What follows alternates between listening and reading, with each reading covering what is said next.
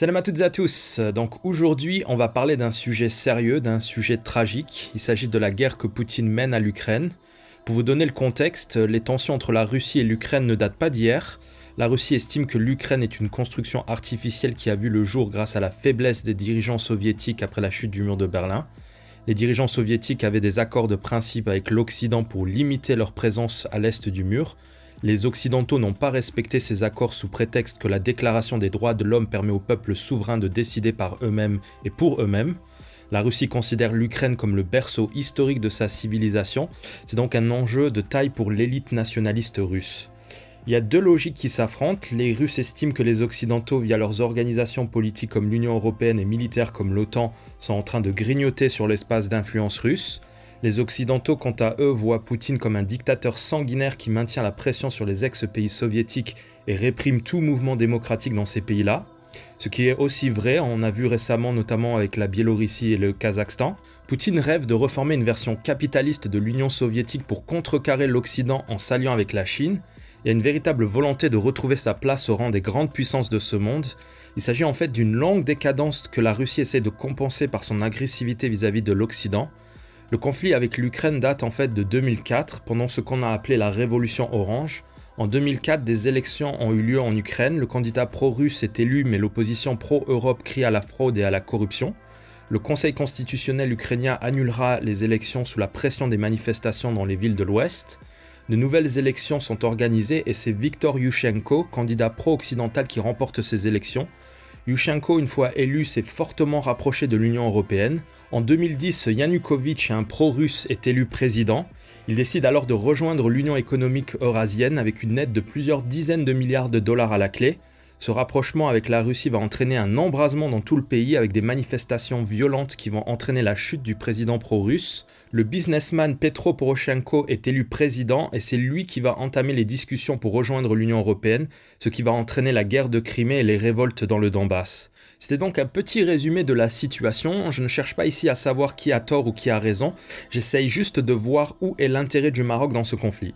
C'est bien évidemment un conflit qui nous dépasse, mais qui a des conséquences directes sur notre société, des conséquences économiques, car ce conflit affole le marché des matières premières. L'Ukraine et la Russie ont d'énormes réserves en ressources naturelles. Le Maroc est aussi impacté dans ses approvisionnements de blé. Les sanctions sur la Russie nous permettent aussi de capitaliser sur le phosphate, car la Russie est un concurrent direct du Maroc. Au niveau politique, j'estime que le Maroc doit se ranger du côté ukrainien, surtout quand l'appareil médiatique occidental s'attarde sur les hésitants. Il est bon pour le Maroc de prendre position, la neutralité est une option, mais elle aurait l'inconvénient d'instiller le doute sur les intentions du pays. L'intérêt du Maroc est avec l'axe anglo-saxon, non pas par plaisir, mais plutôt par défaut. Il faut donc être consistant, il faut penser à l'intérêt du pays et ne surtout pas avoir cette mentalité tiers-mondiste qui vise à voir la Russie comme le Superman du monde opprimé par les méchants occidentaux. La Russie défend ses intérêts tout comme les occidentaux et si le Maroc était en travers de ses intérêts, il n'hésiterait pas à nous rayer de la carte. Les Russes soutiennent le régime militaire d'Alger qui est leur plus gros client d'armes en Afrique. Des troupes algériennes se sont entraînées récemment en Ossétie du Nord, à la frontière avec la partie géorgienne qui a été annexée par la Russie. D'ailleurs, au vu de la qualité de l'assaut mené en Ukraine, les Marocains peuvent dormir tranquilles. L'armée russe ne semble pas savoir ce qu'elle fait là-bas. C'est donc très rassurant de savoir que l'armée algérienne s'entraîne avec eux. La Russie utilise le conflit au Sahara pour vendre des armes à l'Algérie et obtenir des concessions du Maroc, souvent sous forme de contrats commerciaux. Je pense notamment aux accords de pêche. La diplomatie marocaine croit naïvement qu'elle pourrait faire changer la diplomatie russe sur ce sujet, alors que pour celle-ci, c'est une manière de tirer profit des deux côtés. Elle sait que l'obsession maladive du régime algérien à vouloir couper le Maroc en deux constitue une garantie d'un revenu régulier grâce à la vente d'armes. D'un autre côté, la Russie sait que le Maroc est très sensible à cette question et donc n'importe quel petit geste ou démonstration de neutralité d'apparence lui permettrait de maintenir de bonnes relations avec le pays. En vérité, la Russie a toujours voté contre les résolutions de l'ONU qui sont favorables au Maroc.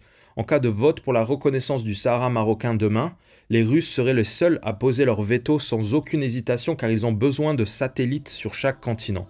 Ils savent que le Maroc et l'Algérie sont voués à être dans deux camps opposés. C'est la pratique politique du vieil adage diviser pour mieux régner. C'est pour cela que le conflit du Sahara ne pourra jamais être réglé à l'ONU. Les membres permanents ne voudront jamais se passer d'un moyen de pression sur les petits pays de leurs camps respectifs. La Russie est un pays en déclin qui a beaucoup de points communs avec l'Algérie, c'est un pays qui est persuadé qu'il n'est pas à sa vraie place. Poutine est un homme dangereux et paranoïaque qui pense que les Occidentaux complotent pour la destruction de la Russie. En vérité, le Brésil est beaucoup plus puissant que la Russie. Il faut vraiment relativiser quand on parle de puissance avec la Russie. Le PIB de l'Espagne est plus élevé que celui de la Russie. La montée en puissance de la Turquie en Asie centrale a considérablement affaibli l'influence de la Russie. Les peuples turquiques sont abreuvés de séries turques et ils veulent désormais créer une alliance avec la Turquie et sortir du parapluie russe. Par exemple, le Kazakhstan a abandonné en 2017 l'alphabet cyrillique pour les lettres latines. Le pays a rendu obligatoire l'apprentissage du kazakh à l'école. Le kazakh est aussi devenu la langue de l'administration et du commerce. Le nouveau président donne des incitatifs pour que des Kazakhs ethniques s'installent dans les régions à majorité russe. Il souhaite ainsi éviter la partition ethnique que l'on observe en Ukraine. Les Russes ont soutenu le dictateur Kadhafi, qui est certainement le plus grand ennemi du Maroc sur Terre. C'est d'ailleurs très frustrant de voir des MRE soutenir Kadhafi parce que leur maître Alain Soral leur a dit de son canapé que Kadhafi était victime d'un complot occidental. La Libye, avec ses 6 millions d'habitants, ne pèse absolument rien sur la scène internationale. Kadhafi était le moins intelligent des Africains, un colonel illettré qui aurait pu, avec une population de 2 à 3 millions d'habitants dans les années 80, faire de la Libye le Qatar de l'Afrique du Nord. Sa disparition est la plus belle chose qui pouvait arriver au Maroc et les Marocains seront éternellement reconnaissants à Sarkozy pour avoir fait le travail. Ceux qui critiquent la France pour son intervention en Libye sont souvent les mêmes qui soutiennent la Russie en Afrique. Le groupe Wagner est le bras armé de la Russie en Afrique. C'est une milice qui va considérablement perturber l'Afrique. Les Maliens vivent dans une réalité alternative. L'Azawad est un problème algérien qui leur a été refourgué en 2012. Beaucoup des leaders de ce mouvement séparatiste sont algériens. Il y a une duplicité du régime algérien dans ce conflit qui est complètement occultée par la partie malienne qui a les yeux rivés sur la France, pays qui les a pourtant sauvés de la destruction en 2013. Les Français ne sont pas blancs dans cette affaire non plus, ils auraient dû partir depuis bien longtemps. Cependant, la présence russe dans cette région ne va pas améliorer la situation des Maliens. Cette présence est aussi une forme de néocolonialisme déguisé. En échange du soutien militaire russe, ceux-ci vont exploiter des mines d'or dans le pays. Quand on voit le conflit ukrainien, on comprend mieux pourquoi les Russes veulent à tout prix exploiter des mines d'or en Afrique pour stabiliser leur monnaie et faire face aux sanctions américaines. L'or vient d'ailleurs de bondir de plus de 15% en quelques jours. J'espère que pour les Maliens qui n'ont pas encore signé les contrats de cession des mines avec Wagner. Les Marocains ne doivent pas se faire prendre au jeu des puissances mondiales, il n'y a pas d'amis en relations internationales, il n'y a que des intérêts qui peuvent parfois converger. L'Ukraine et la Russie étaient des peuples frères il y a quelques décennies, désormais ils s'affrontent jusqu'à la mort. Penser que la Russie veut le bien de l'Afrique est d'une naïveté abyssale. Pour le moment, nous n'avons aucun intérêt convergent avec la Russie, bien au contraire.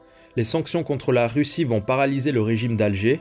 Plusieurs sanctions portent sur l'exportation d'équipements militaires, ce qui devrait impacter l'armée algérienne qui est en attente de recevoir des équipements déjà payés et commandés. L'Algérie aura aussi beaucoup de mal à opérer la maintenance et la mise à jour de plus de 90% de ses équipements militaires.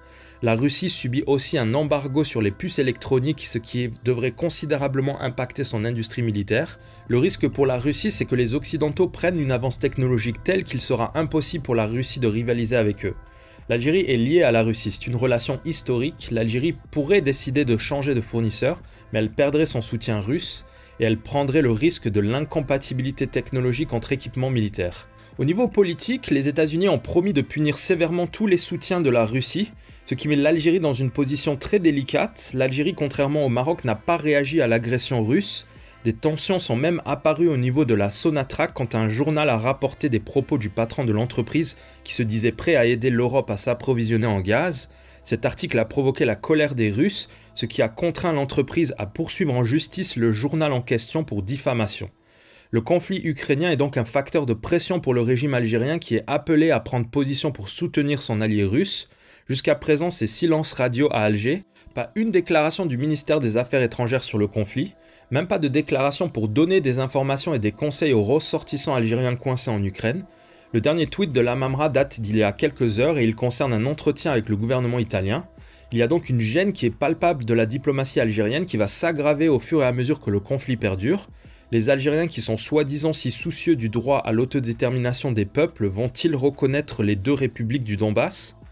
Il y a une expression qui correspond parfaitement aux relations algéro-russes, c'est « quand on ose, on se fait de vrais ennemis, mais quand on est hypocrite, on se fait de faux amis ». En conclusion, le Maroc devrait rester sur la position qui consiste à respecter l'intégrité territoriale de l'Ukraine et condamner le recours à la force. Le ministère des Affaires étrangères a eu raison d'émettre un communiqué officiel et de porter assistance aux étudiants bloqués en Ukraine. C'est ce que n'importe quel pays normal ferait dans cette situation. L'avenir nous dira ce qui adviendra de ce conflit. Les prix des énergies se stabiliseront certainement lorsque les États-Unis auront signé un deal avec l'Iran dans les jours à venir. En attendant, le Maroc doit jouer profil bas, c'est un conflit qui nous dépasse complètement. Voilà, c'est tout pour aujourd'hui et je vous dis à la prochaine pour une autre vidéo.